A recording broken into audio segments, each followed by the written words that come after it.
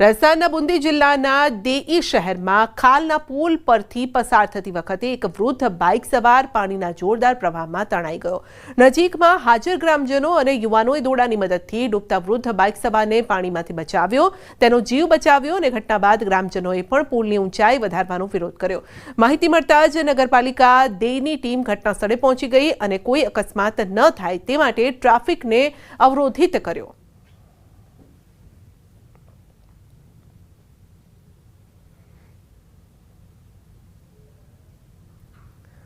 ગુરુવારે ચોરોમાં પડેલા વરસાદથી જનજીવન પ્રભાવિત થયું છે. વરસાદની તીવ્રતાનો અંદાજ એ વાત પરથી લગાવી શકાય છે કે ચોરો શહેરના ઘણા નીચાણવાળા વિસ્તારો પાણીમાં ગરકાવ થઈ ગયા છે. ઘણી જગ્યાએ ઘર અને દુકાનમાં પાણી ઘૂસી ગયા છે અને સતત વરસાદના કારણે ઘણા વિસ્તારો સંપૂર્ણપણે ડૂબી ગયા. ઘણા ઘર અને દુકાનમાં પાણી ભરાઈ જવાથી લોકોને સમસ્યાનો સામનો કરવો પડ્યો. શહેરના મુખ્ય માર્ગ પર પાણી ભરાઈ જવાના કારણે વાહન વ્યવહાર ઠપ થઈ ગયો છે. વાહન ચાલકોને માર્ગ નક્કી કરવામાં પણ મુશ્કેલી નડી રહી છે, કારણ કે રસ્તો જ દેખાતો નથી. મધ્યપ્રદેશના ખરગોન જિલ્લાના બરવાહમાં પણ નર્મદા નદી છલકાઈ ગઈ છે. બરવાહના નવઘાટ ખેડી ખાતે આવેલું સાંઈ મંદિર ડૂબી ગયું છે અને હવે ફક્ત મંદિરનું શિખર જ દેખાઈ રહ્યું છે.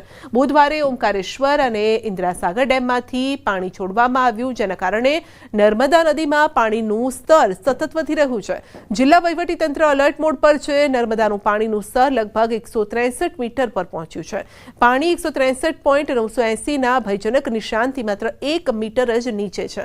ઓમકારેશ્વર અને ઇન્દિરાસાગર ડેમમાંથી પાણી છોડાતા નર્મદા નદીમાં ભારે આવક થઈ રહી છે. જો હજુ પણ ઇન્દિરાસાગર અને ઓમકારેશ્વર ડેમમાંથી પાણી છોડવામાં આવે તો પાણી ભયજનક નિશાન સુધી પહોંચી શકે.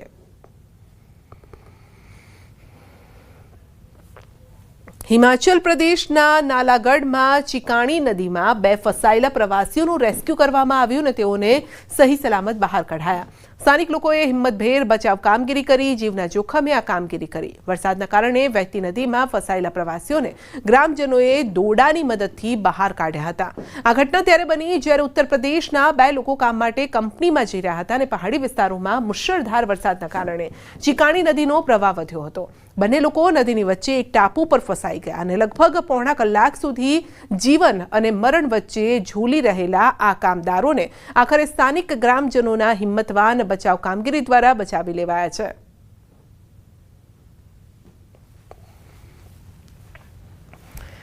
મધ્યપ્રદેશના ભોપાલ સહિત બુંદેલખંડમાં ભારે વરસાદ છે, જેના કારણે બેતવા યમુના નદીઓ છલકાઈ રહી છે. છેલ્લા 48 કલાકમાં ભારે વરસાદ બાદ લલિતપુર અને ઝાંસીના તમામ મોટા બંધો છલકાઈ ગયા છે. ઝાંસીના ધુકવા ડેમમાંથી, પરીચ્છા ડેમમાંથી, લહચુરા ડેમમાંથી પણ પાણી બેતવા નદીમાં છોડવામાં આવ્યું છે. ડેમમાંથી છોડવામાં આવેલા પાણીના પૂર પછી બેતવા, યમુના, પહુજ નદીઓ સહિત બુંદેલખંડની તમામ નદીઓના કિનારે આવેલા ગામોમાં ચેતવણી જારી કરાઈ છે. તો બેતવા નદી ભયના નિશાનથી માત્ર 8 મીટર નીચે વહી રહી છે.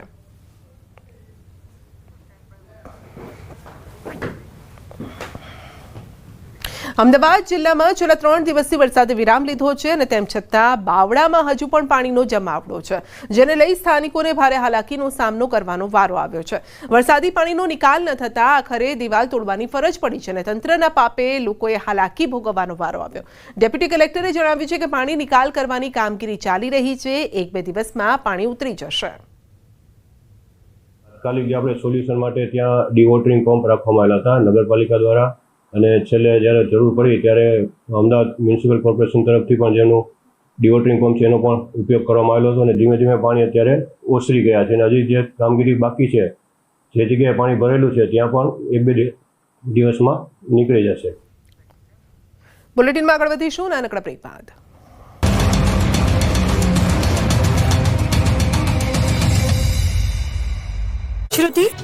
જુલાઈમાં મેઘરાજાએ જમાવટ કર્યા બાદ હવે ઓગસ્ટમાં મેઘરાજાનો મૂડ કેવો રહેશે તેની પર સૌની નજર છે. ત્યારે ઓગસ્ટમાં મેઘરાજા આરામ કરશે. ખેડૂતો ખેતીકામ કરી શકે તે માટે મેઘરાજા વિરામ લેશે અને હવે 7 દિવસ વરાપ નીકળશે. 3 આગાહીકારોએ ઓગસ્ટમાં કેવો વરસાદ પડશે તેને લઈને આગાહી કરી છે. હવામાન વિભાગ હવામાન નિષ્ણાંત અંબાલાલ પટેલ અને પરેશ ગોસ્વામીના મતે ઓગસ્ટમાં કેટલોક સમય વરાપનો રહેશે. 2 થી 15 ઓગસ્ટ સુધી વરસાદ વિરામ લઈ શકે છે. તો હવામાન વિભાગના મતે હાલ 7 દિવસ સામાન્યથી મધ્યમ વરસાદ પડી શકે. આગાહીકાર અંબાલાલ પટેલના મતે 23 ઓગસ્ટ પછી પર્વત આકારનો મેપ ચડે ત્યાં પડે તેવો વરસાદ પડશે. 22 ઓગસ્ટથી 10-10 ઇંચ વરસાદ પડી શકે. 2 ઓગસ્ટથી લઈ અને 15 ઓગસ્ટ સુધીનું એક વચ્ચે વરસાદનો વિરામ જોવા મળે તેવી પણ શક્યતાઓ છે। अभी एक मानसून ट्रफ है जो श्रीगंगानगर से पास हो रही है। इस ट्रफ को ध्यान में रखते हुए लाइट टू मॉडरेट रेन का पूर्वानुमान है आने वाले 7 दिनों में। हालમાં 1 બીજી 3 ઓગસ્ટે રાજ્યના ભિન્ન ભિન્ન ભાગમાં વરસાદ ઝાપટા પડશે। સાથે 10 ઓગસ્ટમાં વધુ વરસાદી ઝાપટા પડવાની શક્યતા રહેશે। 18થી લગભગ 20-22માં કેટલાક ભાગમાં ભારે વરસાદ ઝાપટા પડવાની શક્યતા રહેશે। આ અદ્ભુત દ્રશ્યો ગુજરાતની જીવાદોરી સમાન સરદાર સરોવર ડેમના છે, જ્યાં ચાલુ સિઝનમાં પહેલીવાર ડેમના દરવાજા ખોલીને નદીમાં પાણી છોડવામાં આવ્યું છે। ગુરુવારે ડેમના 10 દરવાજા ખોલવામાં આવ્યા છે। સવારે 5 દરવાજા ખોલાયા બાદ બપોર બાદ બીજા 5 દરવાજા ખોલવામાં આવ્યા। કુલ 1.36 લાખ ક્યુસેક પાણી નદીમાં છોડાઈ રહ્યું છે। સાથે જ પાવર હાઉસમાંથી 43,755 ક્યુસેક પાણી નદીમાં છોડાઈ રહ્યું છે, જ્યારે કેનાલ હેડ પાવર હાઉસમાંથી 14,097 ક્યુસેક પાણી છોડાઈ રહ્યું છે। રિવરબેડ પાવર હાઉસના 6 ટર્બાઇનો ધમધમી ઉઠ્યા છે। કુલ મળીને 1,39,000 ક્યુસેક પાણી છોડવામાં આવ્યું છે। નર્મદા ડેમના ઉપરવાસમાંથી 6 લાખ ક્યુસેકથી વધુ પાણીની આવક થઈ રહી છે। પરિણામે રૂલ લેવલ જાળવવા માટે દરવાજા ખોલીને પાણી છોડવાની જરૂરિયાત ઊભી થઈ। નર્મદા નદીમાં પાણી છોડવામાં આવતા વડોદરા, ભરૂચ તથા નર્મદાના 27 ગામોને એલર્ટ કરવામાં આવ્યા છે।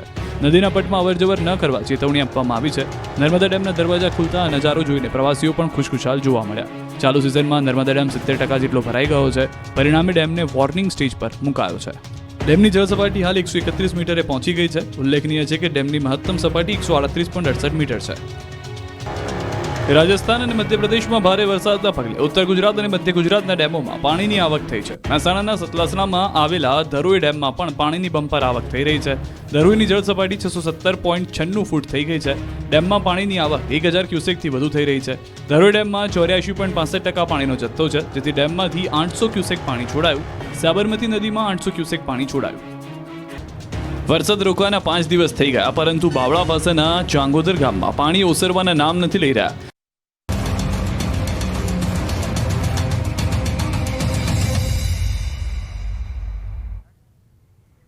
અમદાવાદમાં બાળ તસ્કરીના રેકેટનો ખુલાસો થયો છે। અમદાવાદ ગ્રામ્ય પોલીસને મળી છે મોટી સફળતા। પોલીસે એક બાળકીને છોડાવી છે। ઔરંગાબાદમાં વેચવા જઈ રહ્યા હતા આરોપી અને દેશભરમાં બાળ તસ્કરીના રેકેટનો થઈ શકે છે પર્દાફાશ। ગુજરાત અને મહારાષ્ટ્રના આરોપી સકંજામાં 2 મહિલા 2 પુરુષની ધરપકડ કરાઈ છે। ગુજરાતના 3 આરોપીઓની ધરપકડ અને બાળકીને દક્ષિણ ભારતમાં વેચવાના હતા। મોટા માથા આ રેકેટમાં સામેલ હોવાની શક્યતા છે। આ કેસમાં સમાધાન કેવલ જગતાપ, બીનલ સોલંકી, ઉષા સોલંકી, જયેશ રાઠોડ નામના આરોપીઓની ધરપકડ કરાઈ છે।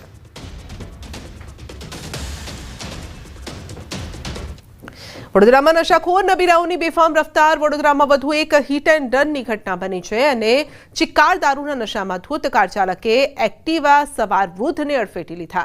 હરણી એરપોર્ટ પાસે ગઈકાલ રાત્રે આ બનાવ બન્યો હતો। કાર ચાલક વૃદ્ધને અડફેટે લઈને ભાગ્યો હતો। કાર ચાલક સ્થાનિકોએ પીછો કરી નશેડી કાર ચાલકને પકડ્યો છે અને પીછો કરનાર યુવક પર પણ કાર ચઢાવી દેવાનો પ્રયાસ કર્યો તો કારમાં સવાર ચાલક અને તેની બાજુમાં બેઠેલો વ્યક્તિ ચિક્કાર નશામાં હોવાનો સ્થાનિકોનો આક્ષેપ છે। કારમાંથી દારૂની બોટલ અને ગ્લાસ મળી આવ્યા છે। અકસ્માતના પગલે લોકોના ટોળા એકઠા થઈ ગયા અને પોલીસે બંને જે કાર ચાલક છે તેને પકડી પાડ્યા। કાયદેસરની કાર્યવાહી હાથ ધરી।